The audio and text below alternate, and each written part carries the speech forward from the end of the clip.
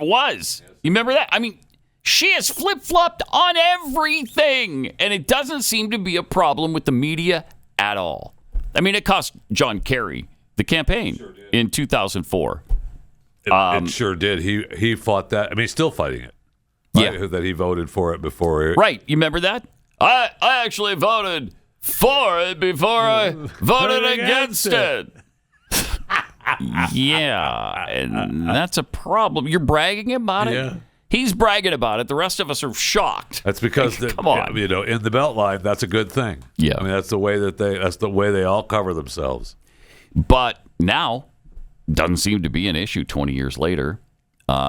So here's a flashback about Kamala calling the wall a vanity project.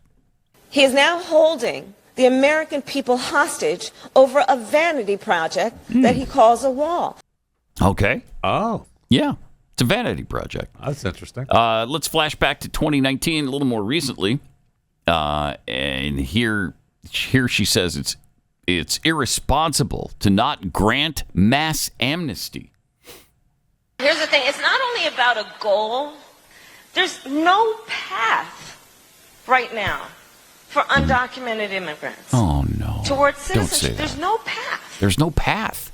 So we have 11, 12 million people. There's an argument 11, about 12. which.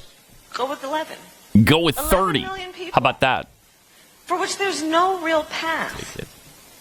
So it is irresponsible to not come up with a plan. The excitement in that crowd behind her they're on fire. You could feel it. Yeah. You could feel it. I mean, I don't know if you talk about the token, but I mean, I was looking at this picture. They got one black guy stuck in there. He didn't look happy.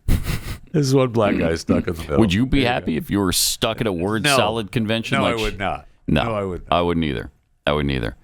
This also from 2019, where she claims Trump created a fictional border crisis. We have a president of the United States who has created a fiction about a crisis at the border, and he has held up the United States government and its workers around his vanity project called a wall. Oh, she was on that. Yeah, that was her thing then. Mm-hmm. Yep. Vanity project was her big. Yeah. She loved that. Ooh, you really stumbled onto something there. Yeah. A vanity project. Wow, that's powerful. What a burn that is, Kamala. And then here's where she says she's not going to vote for the wall. Let me be very clear. I'm not going to vote for a wall under any circumstances, and I do support border security. And if we want to talk about that, let's do that. Okay. Oh, okay. Yeah. Well, and now she completely flipped on that. Now she's up for building a border wall. Is that your vanity project then? Fascinating. It is fascinating. And that's what that town hall was when she was a senator and running for president, prior to her dropping out and not getting a vote. Has she gotten a vote since then? Let me count them up. Carry the one. No. Zero votes. Okay. Zero votes since that time. Weird. Yeah. 0 votes in 2020. 0 votes in 2024. And yet she's the Democrat nominee. That is democracy in action. And right there. That's why they love it so much. And the guy that got the most votes ever. Yes. He's out. We pushed him out. Yeah, we pushed him out. Yeah, that was a coup. We committed a coup, but don't call it that. No. It's a bloodless coup. Mean, I'm still supposed to believe that he got the most votes ever. Well, 81 million. Yeah. Okay. That's the most votes ever. Okay. Legitimate votes. Yeah. Oh, absolutely. Yeah, what are you saying? Man, oh my gosh, you're not committing a felony here, are you? Yep, he sure is. I'm just asking. Jeff Fisher is committing a felony at this very moment by insinuating that the vote was not entirely on the up and up and accurate. Wow. Where are the law enforcement authorities right now? I'm sure they'll be around. How dare you? How dare you even insinuate it? Well, I don't know if you want to call law enforcement because Steve Baker's still out. That's true. That's a walking felon. That's true. Yeah. So and a walking menace. Menace to society. Yes. I live in fear every day. That man's not behind bars. Thank you. Yeah. Thank you. Okay. And speaking of her flip flops, The fracking is another big one. She flipped on that. Oh, my gosh. Now she's all about fracking. Fracking's great.